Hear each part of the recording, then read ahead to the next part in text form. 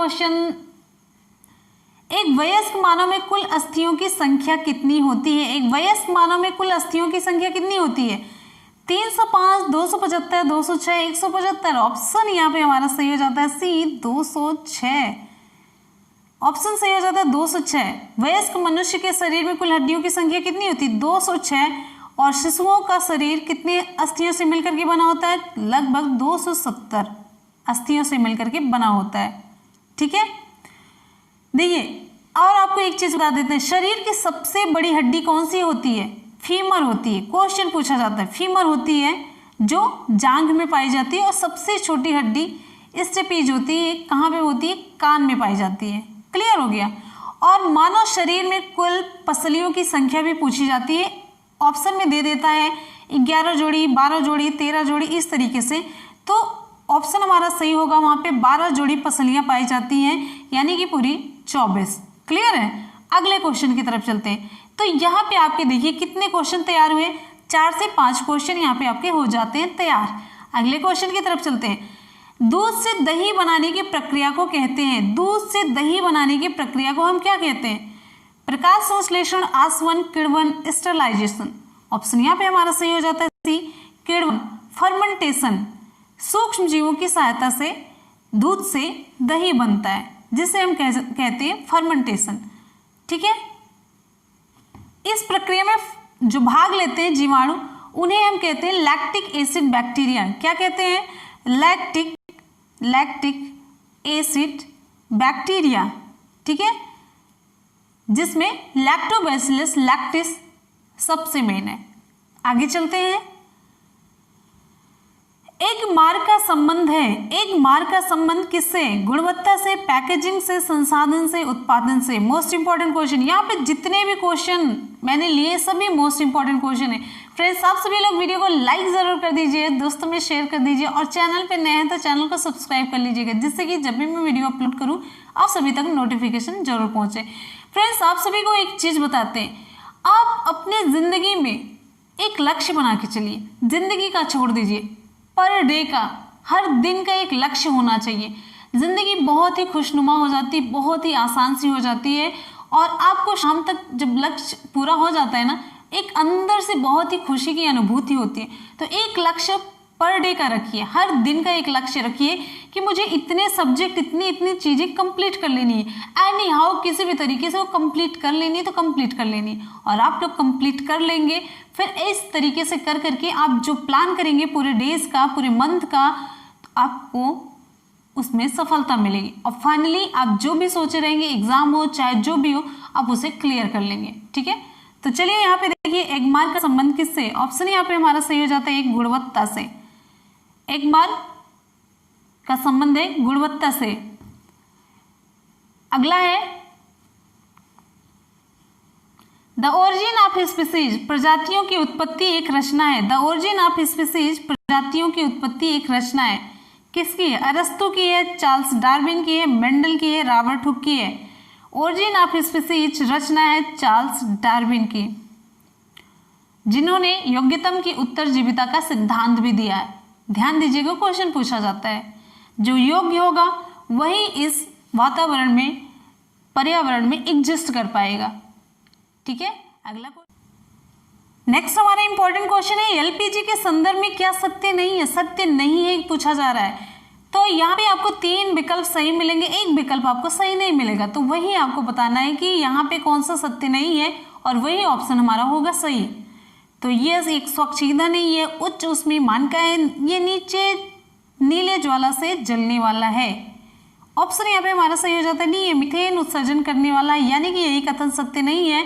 तो ऑप्शन हमारा सही हो जाता है D, LPG, liquefied petroleum gas. LPG का फुल फॉर्म है लिक्विफाइड पेट्रोलियम गैस, और ये मिश्रण होता है ब्यूटेन और प्रोपेन का। ब्यूटेन और प्रोपेन का मिश्रण होता है ये।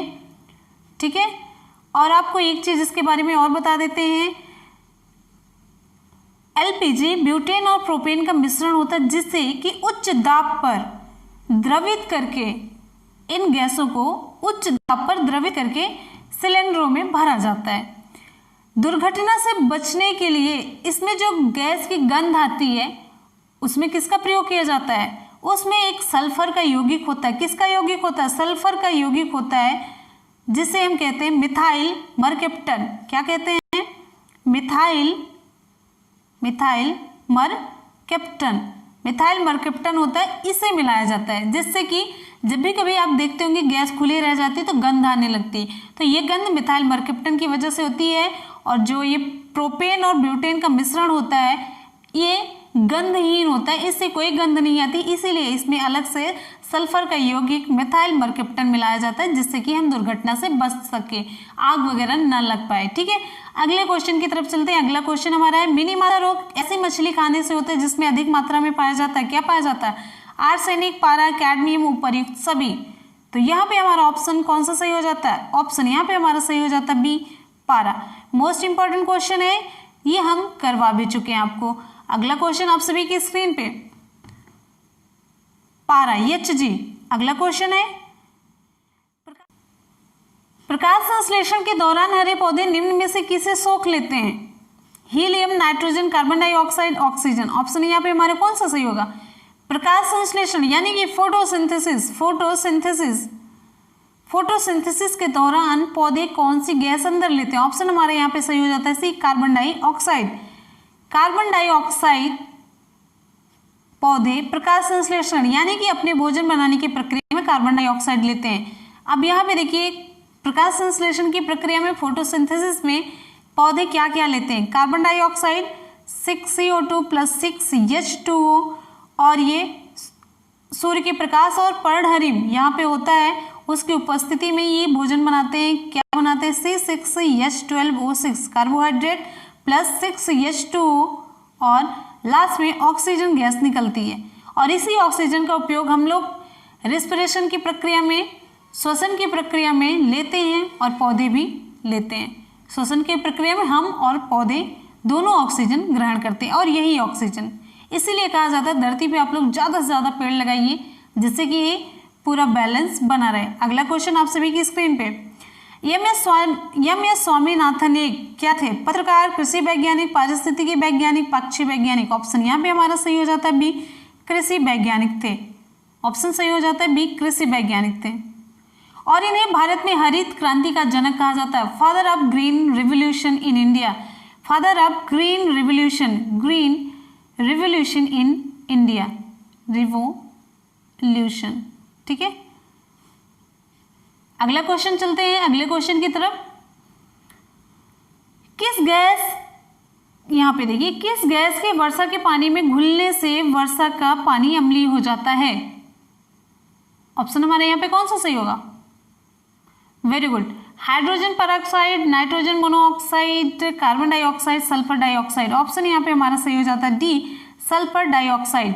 सल्फर डाइऑक्साइड जब पानी में घुलता है तो बना लेता है H2SO4, सल्फ्यूरिक अम्ल बना लेता है, तो पानी अम्लीय हो जाता है। जब सल्फ्यूरिक अम्ल पानी के साथ ये मिल जाता है सल्फर डाइऑक्साइड, तो बना लेता है सल्फ्यूरिक अम्ल।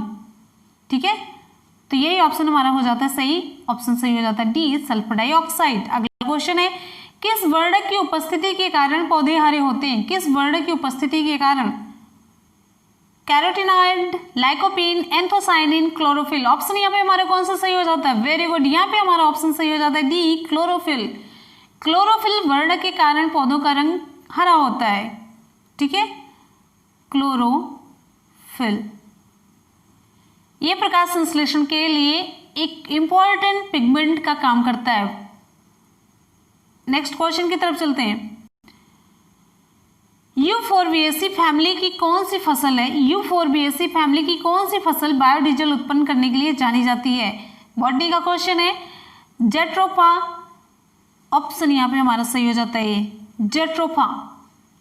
ठीक है, अगला क्वेश्चन है, मिलनी, देखिए जेट्रोफा होता है, करंजा होता है, नाग चंपा, नीम, ये सभी बायोडीजल के उत्पादन में काम आते हैं। ऐसी वनस्पतियां, ये सभी जितनी वनस्पतियों के मैंने नाम बताए हैं, जेट्रोफा हुआ, करंजा हुआ, नाग चंपा, नीम, ये सभी बायोडीजल के उत्पादन में काम आते हैं। जेट्रोफा या रतनजोत दोनों एक ही नाम है।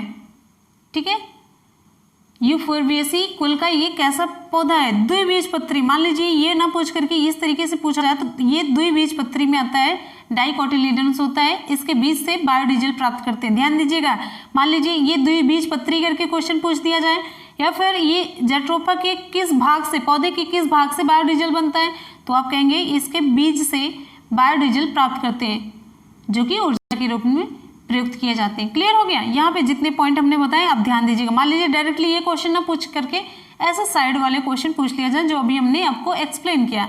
अगला क्वेश्चन आप सभी की स्क्रीन पे, पीने के लिए सुरक्षित पानी को क्या कहते हैं? पीने के लिए सुरक्षित पानी को क्या कहते हैं? पीने योग्य पानी, अशुद्ध जल, ताजा जल, नल का पानी। ऑप्शन यहाँ पे हमारा सही हो जाता है ये, पीने योग्य पानी, पोर्टेबल वाटर। आपके एग्जाम में क्वेश्चन पूछा गया था और इस पे बहुत क्या हुआ था, बहुत विवाद भी हो गया था। सो अशुद्ध जल मैक्सिमम लगाया गया था। अशुद्ध जल में ऐसा होता है कि जितने भी मिनरल्स होते हैं पानी के वो सभी गायब हो चुके होते हैं, बस वो डॉक्टरी यूज के लिए होता है अशुद्ध जल। और यहाँ पे जो पीने योग्य पानी है, पोर्टेबल वाटर, यही ऑप्शन हमारा सही हो जाता है। जैसे क्वेश्चन पेपर देकर आप लोग आए थे, हमने क्वेश्चन आंसर बताया था तो उसमें बताया था पीने योग्य पानी ही सही होगा, फाइनली वही सही भी हुआ था। तो अगले क्वेश्चन की तरफ चलते हैं। अगला हमारा क्वेश्चन है 19, यहाँ पे देखिए 1984 की भोपाल गैस त्रासदी निम्न में से किस गैस के रिसाव के कारण हुई थी? एकदम से फेवरेट क्वेश्चन है और सभी एग्जाम का लगभग पेट क्वेश्चन ही है, ये पूछा जाता है जरूर। एक ये हो गया, पर्यावरण दिवस कब मनाया जाता है? तो ये कुछ ऐसे क्वेश्चन है जो बहुत ईजी है लेकिन हमेशा पूछे जाते हैं। तो ऑप्शन यहाँ पे हमारा सही हो जाता है मिथाइल आइसोसाइनेट। आप सभी जानते हैं मिथाइल आइसोसाइनेट ये जहरीली गैस थी जिसके रिसाव के कारण से बहुत ज़्यादा लोगों की जान गई थी। 4000 से ज़्यादा के लोग, मतलब करीब लोग की जान गई थी और बहुत सारे लोग गंभीर रूप से घायल हो गए थे। तो ऑप्शन यहाँ पे हमारा सही हो जाता है मिथाइल आइसोसाइनेट। अगला क्वेश्चन, पौधों में अर्धसूत्री विभाजन होता है। पौधों में अर्धसूत्री विभाजन कहाँ पे होता है? मूल शीर्ष में, परागकणों में, तने में, परागकोश में। ऑप्शन यहाँ पे हमारा कौन सा सही हो जाता है? ऑप्शन यहाँ पे हमारा सही हो जाता है डी, परागकोश में। पौधों में अर्धसूत्री विभाजन परागकोश में होता है, एंथर्स में होता है, यहाँ पर होता है। ठीक है, इसमें अर्धसूत्री विभाजन के बाद किसका निर्माण होता है? परागकोश में अर्धसूत्री विभाजन के बाद किसका निर्माण होता है? पराग कणों का निर्माण होता है। क्लियर है? अब आगे चलते हैं। नेक्स्ट है इंसुलिन की रासायनिक प्रकृति है। इंसुलिन की रासायनिक प्रकृति, इंसुलिन क्या होता है? विटामिन, प्रोटीन, वसा, कार्बोहाइड्रेट। कौन सा विकल्प हमारा सही होगा? वेरी गुड, यहाँ पे हमारा ऑप्शन सही हो जाता है बी, प्रोटीन। इंसुलिन की प्रकृति प्रोटीन की होती है, प्रोटीन से बना होता है। इंसुलिन की रासायनिक प्रकृति कैसी होती है? प्रोटीन होती है, जिसकी रचना 51 अमीनो अम्लों से मिलकर के बनी होती है। ठीक है, यह शरीर में ग्लूकोज के उपापचय को क्या करता है? कंट्रोल करता है। अमीनो अम्ल, जैसे एक माला में छोटी छोटी ऐसे मोतियां होती हैं, ये मिलकर के पूरी एक माला बनाती, पूरा एक हार बनाती, उसी तरीके से अमीनो अम्ल, अमीनो एसिड्स ऐसे ऐसे छोटे छोटे मिलकर पूरा एक प्रोटीन का निर्माण करते हैं। पूरी प्रोटीन है तो उसमें जो छोटी छोटी इकाई होगी वो क्या, किसकी होती है? अमीनो अम्ल की होती है। इस तरीके से आप सिंपल सी क्लियर लैंग्वेज में समझ सकते हैं। जैसे माला में ये छोटे छोटे बीड होते हैं, ये जो मोती होते हैं, वैसे ही ये पूरा जैसे माला हो गया, ये पूरी प्रोटीन हो गई। अब इसमें जो छोटे छोटे बीड हैं वही अमीनो एसिड हो जाते हैं। क्लियर है? अमीनो एसिड मिलकर के पूरे एक प्रोटीन को बनाते हैं और ये छोटी छोटी मोतियां मिलकर के एक माला को बनाती हैं। इसी तरीके से अगला क्वेश्चन है, ज्वर नियंत्रण आमतौर पर सबसे अधिक, ज्वर नियंत्रण में, यहाँ पे ज्वर नियंत्रण में आमतौर पर सबसे अधिक प्रयोग की जाने वाली औषधि है, कौन सी है? Brufen, B complex, paracetamol, Liv 52। Option यहाँ पे हमारा कौन सा सही हो जाता है? ऑप्शन हमारा सही हो जाता है सी, पैरासिटामोल। अक्सर हम लोग पैरासिटामोल ही यूज करते हैं। अगला क्वेश्चन है, यहाँ पे जो पैरासिटामोल है, एक चीज आपको बता देते हैं, ये आसानी से मिलने वाली OTC, क्या कहा जाता है? OTC, over the counter, over the counter दवा है। यानी कि इस दवा को किसी भी फार्मेसी से बिना डॉक्टर के प्रिस्क्रिप्शन के ले सकते हैं। ऑप्शन हमारा सही हो जाता है सी, paracetamol.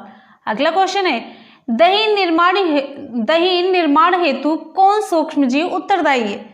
Aspergillus, Streptococcus, retrovirus, lactobacillus. अभी मैंने बताया आपको, ऑप्शन यहाँ पे हमारा सही हो जाता है डी, लैक्टोबैसिलस लैक्टिस। अभी बताया था ना। तो ये दूध से दही बनने की प्रक्रिया क्या कहलाती है? फर्मेंटेशन कहलाती है। और इस प्रक्रिया में भाग लेने वाले जीवाणु लैक्टिक एसिड बैक्टीरिया होते हैं, जिसमें से लैक्टोबैसिलस लैक्टिस मेन है। अभी आपको मैंने बताया था। अगला क्वेश्चन है, मानव रुधिर वर्ग की खोज सर्वप्रथम किस वैज्ञानिक ने की? Landsteiner, Jennings, lightning, Marx, Karl Marx. Option हमारे कौन सा सही होता है? ऑप्शन हमारे यहाँ पे सही हो जाता है लैंडस्टीनर।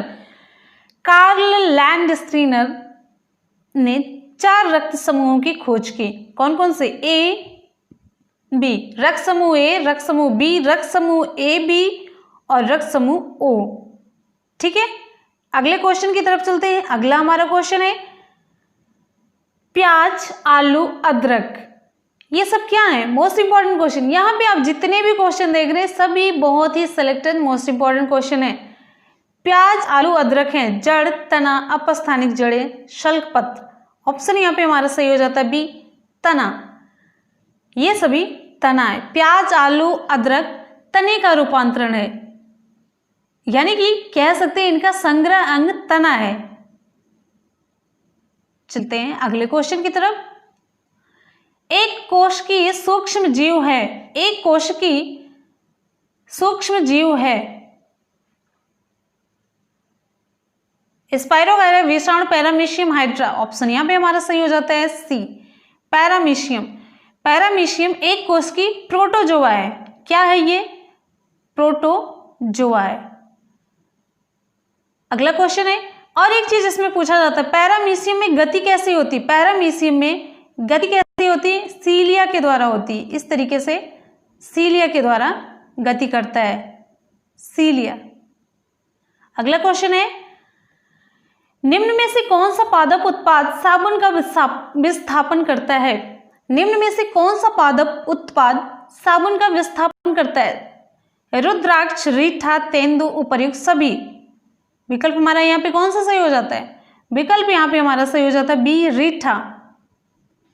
रीठा पादप जो उत्पाद है वो साबुन का विस्थापन है, यानी कि साबुन की जगह पे इसका यूज किया जाता है। रीठा में क्या पाया जाता है? जो वो झाग देता है, जो साबुन की तरह यूज करने के लिए इसे परफेक्ट बनाता है। तो रीठा में सेपोनिन पाया जाता है। क्या? सेपोनिन पाया जाता है, सेपोनिन। ठीक है, जो साबुन का कार्य करता है और जल के साथ ये झाग देता है। ठीक है, अगला क्वेश्चन है, निम्नलिखित में से कौन से पौधे दूर दूर प्रसारित होंगे? कौन से पौधे दूर दूर प्रसारित होंगे? जो बीजाणु द्वारा प्रकीर्णित होते हैं, यानी कि प्रकीर्णित क्या कहते हैं इसे? फैलाना, फैलना, डिस्पर्सल। क्लियर है? बीज द्वारा प्रकीर्णन, फल द्वारा प्रकीर्णित पौधे, कायिक जनन द्वारा वितरित। ऑप्शन यहाँ पे हमारा सही हो जाएगा सी, फल द्वारा प्रकीर्णित पौधे। जो फलों के द्वारा प्रकीर्णन होगा तो वो दूर दूर फैल जाते हैं। बहुत से फल हल्के होने के कारण हवा द्वारा दूर तक उड़ जाते हैं। कुछ फलों के ऊपर के जो नुकीले हिस्से होते हैं जानवरों के बाल से चिपक जाते हैं, इधर उधर बिखर जाते हैं। और जल द्वारा भी, जैसे जो नारियल होता है वो जल के द्वारा प्रकीर्णित होता है। अगला क्वेश्चन है आप सभी की स्क्रीन पे। अगला क्वेश्चन है, जब एक जीव लाभ लेता है बगैर दूसरे सहवासी जीव को प्रभावित किए तो क्या कहलाता है? जब एक जीव लाभ लेता है बगैर दूसरे सहवासी जीव को प्रभावित किए तो क्या कहलाता है? साथ रहने वाले जीव को बिना प्रभावित किए जब एक जीव लाभ ले लेता है तो उसे हम क्या कहते हैं? परजीवी, सहभोजी, मृतोपजीवी, सहजीवी।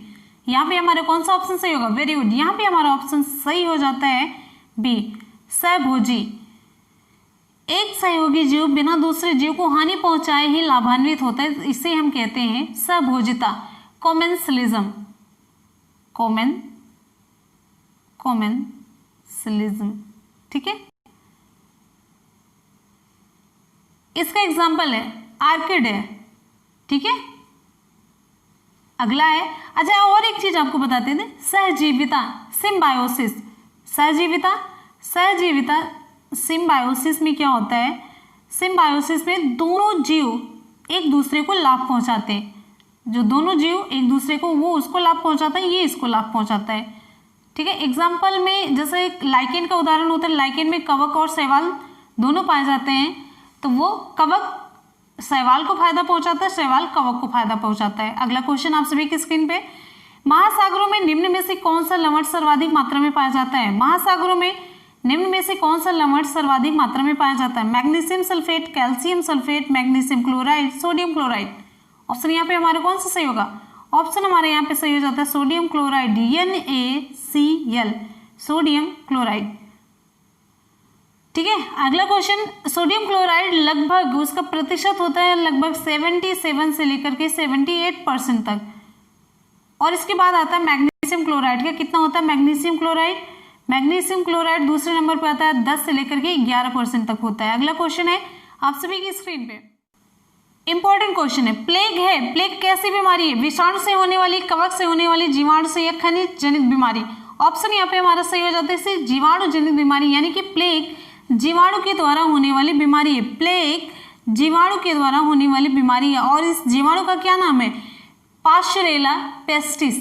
पाश्चरेला पेस्टिस इस बीमारी का के जीवाणु का नाम है। ठीक है, अगले क्वेश्चन की तरफ चलते हैं। और ये सबसे पहले ये रोग सर्वप्रथम चूहे को होता है। क्लियर है?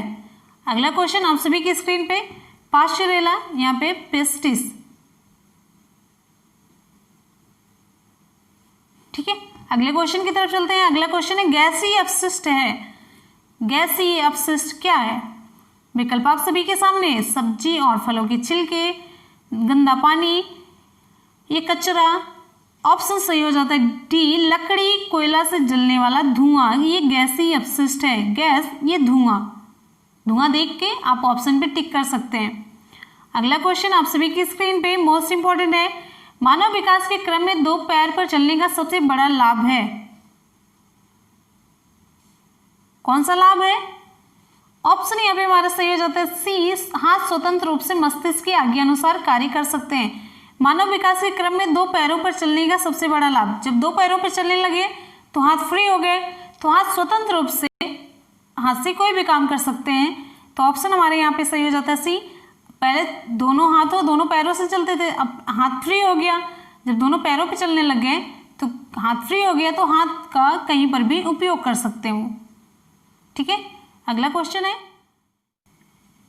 वायु दाब मापने वाला यंत्र किस नाम से जाना जाता है? वायु दाब मापने वाला यंत्र किस नाम से जाना जाता है? Barometer, thermometer, seismograph, hygrometer. Option हमारे यहाँ पे कौन सा सही होगा? वेरी गुड, यहाँ पे हमारा ऑप्शन सही हो जाता है बैरोमीटर। बैरोमीटर से वायु दाब मापते हैं और इसकी खोज किसने की थी? ई टॉरिसेली ने की थी। ई टॉरिसेली ने बैरोमीटर का आविष्कार किया था। एक चीज आपको और बता देते हैं, एग्जाम में क्वेश्चन पूछा जाता है, जब बैरोमीटर में जो पारा यूज होता है, बैरोमीटर में पहली बात पारा यूज होता है, उसी की रीडिंग से ही हमें पता चलता है तूफान कब आ रहा है, आंधी कब आ रही है, चक्रवात और कब साफ मौसम का संकेत है। तो क्वेश्चन पूछा गया है, बैरोमीटर में पारे के तल की अचानक गिरावट किसका सूचक होती है? तो ये तूफान आने का संकेत होता है, तूफान आने की सूचक होती है। ठीक है, और जब बैरोमीटर की रीडिंग में जो पारा होता है वो पहले गिरना फिर धीरे धीरे बढ़ना, ये किसकी स्थिति होती है?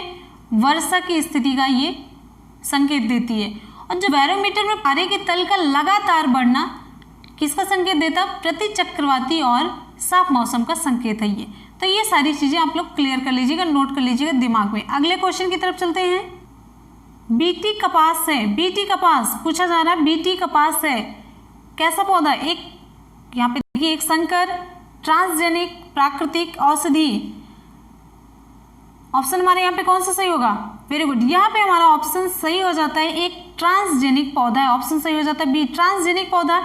जैसे पौधे तो सभी हैं, लेकिन हम जिस तरीके की उसमें क्वालिटी चाह रहे हैं उसका जीन हम बाहर से डाल रहे हैं डीएनए टेक्नोलॉजी के माध्यम से, तो इसी को हम वैसे पौधे को हम कहते हैं ट्रांसजेनिक पौधा, जिसमें हम मन चाहा उसके जीन में परिवर्तन कर रहे हैं। यानी कि जैसे आपको एक एग्जांपल सिंपल तरीके से बता देते हैं, जैसे हमें एक ऐसा पौधा चाहिए जिसमें कि जैसे एक कपास का पौधा है, उसमें ज़्यादा कपास का उत्पादन नहीं हो रहा, हम चाह रहे हैं कि ज़्यादा कपास का उत्पादन हो, तो ऐसा जीन हम इसमें इंसर्ट करा देते हैं जिससे कि उसकी प्रोडक्टिविटी बढ़ जाती है।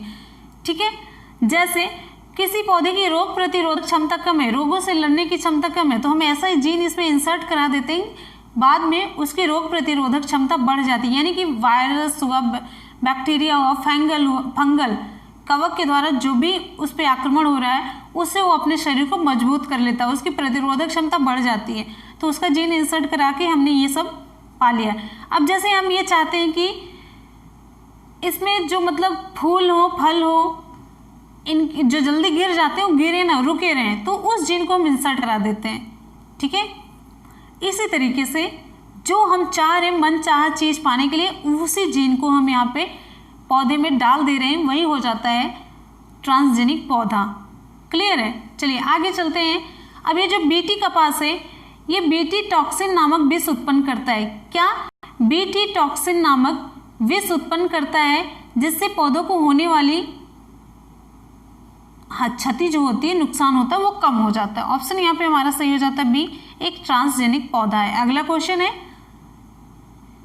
कौन सा वायुमंडलीय प्रदूषक अम्लीय वर्षा का मुख्य कारक है? अम्लीय वर्षा का मुख्य कारक विकल्प हमारा यहाँ पे सही हो जाता है ए, सल्फर डाइऑक्साइड। क्लियर है? अभी मैंने आपको बताया था। अगला क्वेश्चन है, निम्नलिखित में से कौन सा रसायन आम पकाने में प्रयोग किया जाता है? निम्नलिखित में से कौन सा रसायन आम पकाने में प्रयोग होता है? Calcium carbonate, calcium hydroxide, calcium carbide. Option यहाँ पे हमारा सही हो जाता है सी, कैल्शियम कार्बाइड। कौन सा रसायन आम पकाने में प्रयोग होता है? तो ऑप्शन यहाँ पे हमारा सही हो जाता है सी, कैल्शियम कार्बाइड, एक रसायन होता है। क्लियर है? अगला क्वेश्चन है, सूर्य की सतह पर हाइड्रोजन के अलावा, सूर्य की सतह पर हाइड्रोजन के अलावा दूसरा कौन सा तत्व बहुतायत से पाया जाता है? विकल्प आप सभी के सामने है। ऑप्शन यहाँ पे हमारा कौन सा सही होगा? सूर्य की सतह पर हाइड्रोजन के अलावा दूसरा कौन सा तत्व बहुतायत से पाया जाता है? फ्रेंड्स, आप सभी लोग वीडियो को लाइक करते रहिए। आप जब भी वीडियो को लाइक करते हैं ना, आपकी लाइक से हमें एनर्जी मिलती है, मोटिवेशन मिलता है।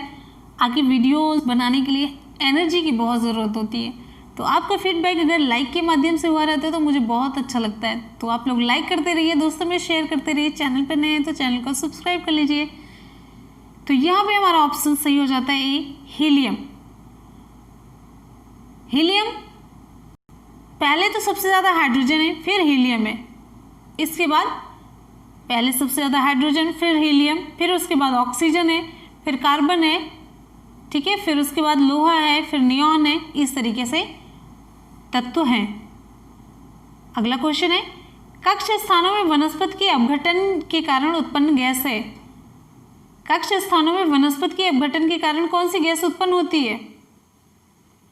Carbon monoxide, carbon dioxide, sulphur dioxide, methane. Option यहाँ पे हमारा कौन सा सही होगा? ऑप्शन यहाँ पे हमारा सही हो जाता है डी, मेथेन, CH4। यहाँ मेथेन गैस की मात्रा अधिक होती है, जबकि कुछ मात्रा में यहाँ पे कार्बन डाइऑक्साइड की भी रहती है, ध्यान दीजिएगा। अगला क्वेश्चन है, खाद्य परिरक्षक के रूप में सबसे अधिक प्रयोग होने वाला पदार्थ कौन सा है? खाद्य परिरक्षक के रूप में सबसे अधिक प्रयोग होने वाला पदार्थ कौन सा है? Sodium carbonate, tartaric acid, acetic acid, benzoic acid का सोडियम लवण। ऑप्शन यहाँ पे हमारा सही हो जाता है डी, बेंजोइक एसिड का सोडियम लवण। खाद्य परिरक्षक, खाद्य मतलब खाद्य पदार्थों को बचाने के लिए किस केमिकल का यूज होता है? तो ऑप्शन हमारा सही हो जाता है यहाँ पे डी, अचार में, मुरब्बे में, टमाटर की चटनी हुआ, फलों के रस और अन्य खाद्य पदार्थों के परिरक्षण में परिरक्षक के रूप में बेंजोइक एसिड का सोडियम लवण यूज होता है। अगला क्वेश्चन आप सभी की स्क्रीन पे, निम्नलिखित में से जैव शैल कौन सा है? निम्नलिखित में से जैव शैल कौन सा है? संगमरमर, कोयला, ग्रेनाइट, स्लेट। ऑप्शन यहाँ पे हमारा सही हो जाता है बी, कोयला। कोयला को जैव शैल कहा जाता है। ठीक है, कोयला कार्बन की मात्रा के आधार पे, कार्बन कितना उपस्थित है उसकी मात्रा के आधार पे 4 प्रकार का कोयला होता है। पहला होता है पीट कोयला, दूसरा होता है लिग्नाइट कोयला, तीसरा होता है बिटुमिनस कोयला और चौथा होता है एंथ्रासाइट कोयला। और दूसरा पॉइंट आप लोग नोट कर लीजिए, एंथ्रासाइट सर्वोत्तम कोटि का कोयला होता है। क्वेश्चन पूछा जाता है। अगला क्वेश्चन आप सभी की स्क्रीन पे, हमारे शरीर में कुल मांसपेशियां कितनी होती हैं? विकल्प हमारा कौन सा सही होगा? हमारे शरीर में कुल कितनी मांसपेशियां होती हैं? ऑप्शन यहाँ पे हमारा सही हो जाता है बी, 656, 656, 656।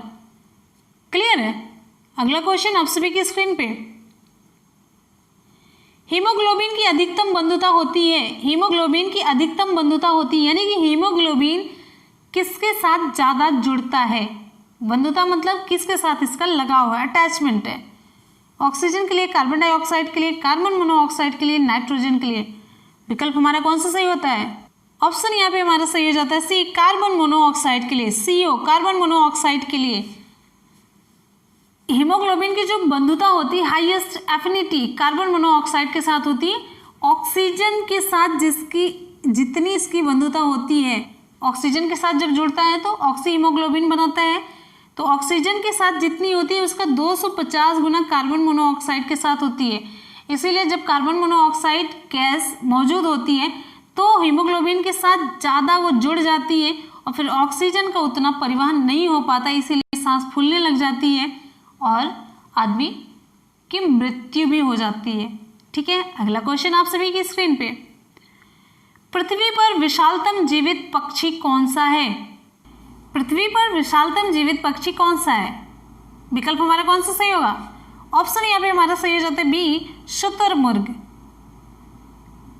ठीक है, ये कहाँ पे पाया जाता है? अफ्रीका में पाया जाता है, अफ्रीका में पाया जाता है ये उड़ने में असमर्थ होता है लेकिन तेज दौड़ता है, बहुत तेज दौड़ता है। अगला क्वेश्चन है आप सभी की स्क्रीन पे। सबसे छोटा पक्षी निम्न में से कौन सा है? कबूतर, तोता, गुंजन पक्षी, घरेलू गौरैया। ऑप्शन यहाँ पे हमारा सही हो जाता है सी, गुंजन पक्षी, हमिंग बर्ड, हमिंग बर्ड। ये कितना 5 सेंटीमीटर का होता है, कितना बड़ा होता है? 5 सेंटीमीटर आकार का होता है वी हमिंग बर्ड। संसार की सबसे छोटी चिड़िया है जो कि कहाँ पे पाई जाती? क्यूबा में पाई जाती, क्यूबा में। और ये एकमात्र ऐसा पक्षी जो आगे पीछे उड़ सकता है, ये भी क्वेश्चन पूछा गया है। एकमात्र ऐसा पक्षी जो आगे पीछे उड़ सकता है, ये ऐसा भी क्वेश्चन पूछा गया। वह एकमात्र पक्षी कौन सा है जो पीछे की ओर उड़ता है? तो गुंजन। सार्वभौमिक स्वास्थ्य कवरेज दिवस कब मनाया गया? विकल्प यहाँ पर हमारा सही हो जाता है ऑप्शन डी, 12 दिसंबर। अंतर्राष्ट्रीय सार्वभौमिक स्वास्थ्य कवरेज दिवस संयुक्त राष्ट्र द्वारा घोषित एक अंतर्राष्ट्रीय दिवस है जिसे हर साल 12 दिसंबर को मनाया जाता है। इस दिन को मनाए जाने का उद्देश्य क्या होता है? इस दिन को मनाए जाने का उद्देश्य होता है कि जो लचीली स्वास्थ्य प्रणाली है और स्वास्थ्य कवरेज की आवश्यकता के बारे में जागरूकता बढ़ाना है। ठीक है, और आपको बता दें इस वर्ष का जो विषय है, इस वर्ष का जो अंतर्राष्ट्रीय सार्वभौमिक स्वास्थ्य कवरेज दिवस का विषय है वो क्या है? ये है health for all, protective everyone. Health for all, protective नहीं, प्रोटेक्ट एवरीवन, ये है इस बार का विषय। ये विषय ये दर्शाता है कि इस मतलब ये जो पैंडेमिक है, इस संकट को समाप्त करने और एक सुरक्षित और स्वस्थ भविष्य का निर्माण करने के लिए हमें उन स्वास्थ्य प्रणालियों में अभी भी निवेश करने की आवश्यकता है जो हमारी रक्षा करे। क्लियर है? चलिए, और अगले क्वेश्चन पर चलते हैं हम। नेक्स्ट हमारा क्वेश्चन है और यहाँ पर हिस्ट्री से रिलेटेड इसमें थोड़ा सा बता देते हैं। 12 दिसंबर 2017 को संयुक्त राष्ट्र ने 12 दिसंबर को अंतर्राष्ट्रीय सार्वभौमिक स्वास्थ्य कवरेज दिवस के रूप में मनाए जाने की घोषणा की थी। अगले क्वेश्चन पर आते हैं। नेक्स्ट हमारा क्वेश्चन आपके लिए है।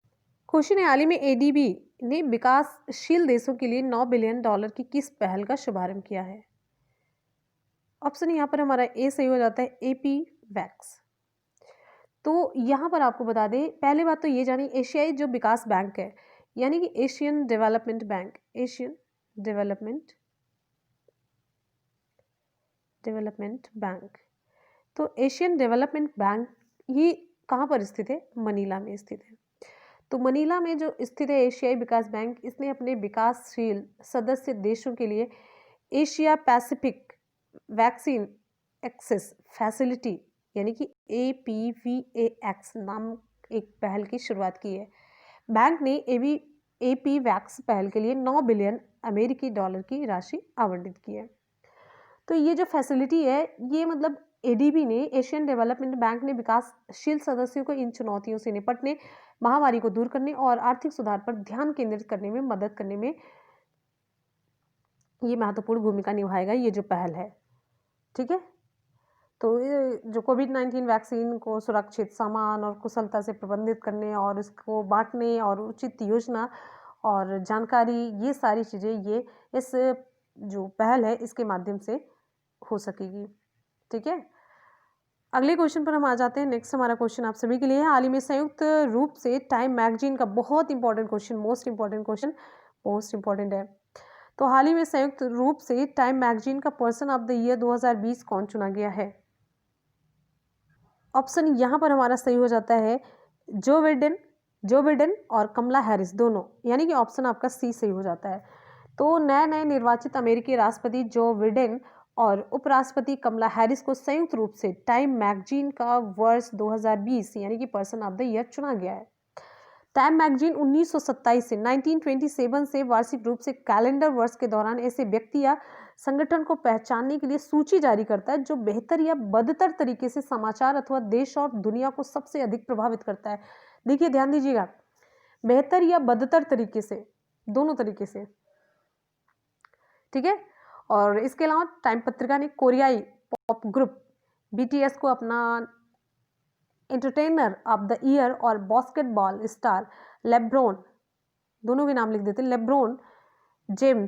लेब्रोन जेम्स को एथलीट ऑफ द ईयर भी चुना। और अभी आपको मैंने बताया कोरिया के पॉप ग्रुप बीटीएस को अपना एंटरटेनर ऑफ द ईयर चुना है। और जूम के संस्थापक है एरिक युआन, लिख देते हैं एरिक। जितने फैक्ट बता रहे हैं सभी बहुत इंपॉर्टेंट है। एरिक युआन, इनको business person of the year चुना गया क्योंकि इस वीडियो कम्युनिकेशन कंपनी ने महामारी के दौरान लाखों लोगों को एक दूसरे के साथ जोड़ने के तरीके को एक रूप में परिभाषित किया है, ठीक है। तो ध्यान दीजिएगा, जितना मैंने आपको ये क्वेश्चन से अलग हट करके मैंने 3 और आपको बताए हैं, एंटरटेनर ऑफ द ईयर और एथलीट ऑफ द ईयर, फिर business person of the year मैंने बता दिया। नेक्स्ट क्वेश्चन पर हम आएंगे। अगला क्वेश्चन है, हाल ही में दुनिया का पहला सैटेलाइट आधारित narrow band IoT network, IoT internet of things network किसके द्वारा लॉन्च किया गया? विकल्प यहाँ पर हमारा सही हो जाता है ऑप्शन डी, बीएसएनएल। तो बीएसएनएल के द्वारा दुनिया का पहला सैटेलाइट आधारित narrow band internet of things को लॉन्च किया गया। तो भारत संचार निगम लिमिटेड बीएसएनएल ने सैटेलाइट आधारित narrow band internet of things NB narrow band IoT तो इंटरनेट ऑफ थिंग्स को लॉन्च करने के लिए global machine connectivity solution company, जिसका नाम है स्काईलॉटिक इंडिया, जिसे शॉर्ट फॉर्म में स्काईलो के साथ साझेदारी की है। ये पहल दुनिया का पहला उपग्रह आधारित NB narrow band internet of things है। ये मतलब दुनिया का पहला उपग्रह आधारित narrow band internet of things network है। ध्यान दीजिएगा, बहुत इंपॉर्टेंट क्वेश्चन ये बनता है, ठीक है। दुनिया का पहला सैटेलाइट आधारित नैरो बैंड। चलिए यहाँ पर आपको बता देते हैं भारत संचार निगम लिमिटेड के अध्यक्ष और एमडी कौन है। तो ये इंपॉर्टेंट क्वेश्चन बनता है आपके लिए। तो ये इनका नाम है प्रवीण कुमार पुरवार, ठीक है। और भारत संचार निगम लिमिटेड का मुख्यालय कहाँ पर है? न्यू दिल्ली में, ठीक। चलिए आ जाते हैं हम नेक्स्ट क्वेश्चन पर। हमारा अगला क्वेश्चन आप सभी के लिए है। अगला है क्वेश्चन है, हाल ही में 100% ऑर्गेनिक दर्जा पाने वाला भारत का पहला केंद्र शासित प्रदेश कौन सा बना है? बहुत इंपॉर्टेंट क्वेश्चन, मोस्ट इंपॉर्टेंट। तो विकल्प भी आपका यहाँ पर सी सही हो जाता है, मार्क करिए, मोस्ट इंपॉर्टेंट क्वेश्चन है। तो ये है लक्षद्वीप, ठीक है। कृषि मंत्रालय के द्वारा लक्षद्वीप को भारत का पहला 100% जैविक केंद्र शासित प्रदेश घोषित किया गया है। इस केंद्र शासित प्रदेश में सभी कृषि कार्य बिना सिंथेटिक उर्वरकों और कीटनाशकों के इस्तेमाल से की जाती है, जो सुरक्षित खाद्य उत्पादों तक पहुंच प्रदान करती है और कृषि को पर्यावरण के अधिक अनुकूल बनाती है। और यहीं पर आपको और इम्पोर्टेंट फैक्ट जानना जरूरी हो जाता है। लक्षद्वीप सिक्किम के बाद दूसरा भारत का ऐसा स्थान है, अभी मैंने आपको एक क्वेश्चन करवाया था जल्दी में, सिक्किम के बाद भारत का ऐसा स्थान है, दूसरा ऐसा स्थान है जिसे पूरी तरह से जैविक घोषित किया गया, जो भारत का पहला राज्य है। यह केंद्र द्वारा केंद्र सरकार की परंपरागत जो कृषि विकास योजना है, यानी कि जैविक खेती सुधार कार्यक्रम के तहत उचित प्रमाण पत्र और घोषणाएं प्राप्त करने के बाद ये बना है। बात समझ में आ रही है? तो यहाँ पर देखिए लक्षद्वीप जो है भारत के लक्षद्वीप से रिलेटेड कुछ इंपॉर्टेंट फैक्ट आपको बताते चलते हैं ना। तो लक्षद्वीप भारत के 36 द्वीपों में सबसे छोटा केंद्र शासित प्रदेश है। ठीक है। लक्षद्वीप की राजधानी क्या है? कवरत्ती है। लक्षद्वीप के प्रशासक कौन है? प्रफुल्ल खोड़ा पटेल है। प्रफुल्ल, ठीक है। प्रफुल्ल पटेल वर्तमान में दादरा नगर और हवेली और दमन और दीव के प्रशासक हैं। इन्होंने 5 दिसंबर 2020 से लक्षद्वीप प्रशासक का कार्यभार संभाला है, जो कि मैंने आपको करंट में क्वेश्चन भी करवाया था। अगले क्वेश्चन पर आ जाते हैं। नेक्स्ट है, हाल ही में कौन से भारत जल प्रभाव शिखर सम्मेलन का शुभारंभ हुआ? ऑप्शन यहाँ पर हमारा सही हो जाता है ऑप्शन डी, 5वां। ऑप्शन डी सही हो जाता है 5वां। तो 5वें भारत जल प्रभाव शिखर सम्मेलन यानी कि इंडिया वाटर इम्पैक्ट समिट का उद्घाटन अभी हाल ही में वर्चुअली किया गया। तो कार्यक्रम का उद्घाटन जल शक्ति राज्य मंत्री जिनका नाम है रतन लाल कटारिया ने किया। तो इंडिया वाटर इम्पैक्ट समिट 2020 का जो उद्देश्य है, स्थानीय नदियों और जल निकायों के व्यापक विश्लेषण और समग्र प्रबंधन है। क्लियर है। और यहाँ पर आपको बता ही देते हैं IWIS यानी कि इंडिया वाटर इम्पैक्ट समिट 2020 के बारे में। तो इंडिया वाटर इम्पैक्ट समिट 2020 का आयोजन राष्ट्रीय स्वच्छ गंगा मिशन और गंगा नदी बेसिन प्रबंधन और अध्ययन केंद्र सी गंगा द्वारा पानी से संबंधित मुद्दों और ग्रह के सबसे कीमती संसाधन को बचाने के लिए उठाए गए कदमों पर चर्चा के लिए किया गया है। और इस बार आपको बता दें, इंडिया वाटर इम्पैक्ट समिट 2020 की थीम क्या है, ये बड़ा इंपॉर्टेंट सा क्वेश्चन बनता है। तो आपको बता दें, अर्थ गंगा, लिख लीजिए, अर्थ गंगा, रिवर कंजर्वेशन, सिंक्रोनाइज्ड, लिख देते हैं आगे, सिंक्रोनाइज्ड डेवलपमेंट। ठीक है। तो ये इस बार की थीम है। अगले क्वेश्चन पर चलेंगे। नेक्स्ट हमारा क्वेश्चन आप सभी के लिए, हाल ही में आरबीएल बैंक ने किस बैंक के साथ बैंक बीमा साझेदारी के लिए हाथ बढ़ाया? ऑप्शन यहाँ पर हमारा सही हो जाता है option C, ICICI Prudential. Option C सही हो जाता है। तो आरबीएल बैंक और आईसीआईसीआई प्रूडेंशियल ने मिलकर के बैंक बीमा साझेदारी के तहत हाथ मिलाया है। ठीक है। इसके तहत 28 राज्यों में फैली जो आरबीएल बैंक है, 398 की जो शाखाएं हैं आईसीआईसीआई प्रूडेंशियल लाइफ से सुरक्षा और बचत उत्पादों को ये बेचेंगी, इसलिए साझेदारी होती है। ठीक है। तो बैंक बीमा क्या होता है? बैंक के माध्यम से बीमा उत्पाद बेचना। ठीक है। ये एक बैंक और बीमा कंपनी के बीच की व्यवस्था होती है, बैंक और बीमा कंपनी के बीच की व्यवस्था, जिसमें बैंक अपने ग्राहकों को बीमा कंपनी की बीमा उत्पाद बेचता है। ठीक है, बात समझ में आ गई। चलिए कुछ इंपॉर्टेंट फैक्ट यहाँ पर जानते चलते हैं आरबीएल से संबंधित। आरबीएल बैंक लिमिटेड की स्थापना कब हुई? 1943 में। किसके तहत? भारतीय कंपनी अधिनियम 1913 के तहत। आरबीएल बैंक लिमिटेड के एमडी और सीईओ कौन है? विश्ववीर आहूजा हैं। कौन है? Vishwavir Ahuja. RBL bank limited का मुख्यालय कहाँ पर है? महाराष्ट्र के मुंबई में। आरबीएल बैंक लिमिटेड की टैगलाइन क्या है? अपनों का बैंक है। ठीक है, क्या है? अपनों का बैंक। और आपको यहाँ पर बता देते हैं, अगस्त 2014 में बैंक का नाम द रत्नाकर बैंक लिमिटेड से बदल करके आरबीएल बैंक लिमिटेड कर दिया गया था। 2014 में इसका नाम आरबीएल बैंक लिमिटेड हुआ है। अब यहाँ पर बात करेंगे ICICI prudential life insurance limited की। ठीक है, तो आपको यहाँ पर जानना है कि ICICI prudential life insurance limited का मुख्यालय कहाँ पर है? महाराष्ट्र के मुंबई में है। और ICICI prudential life insurance limited के एमडी और सीईओ कौन है? तो नोट करिए, एनएस कन्नन है। ठीक है।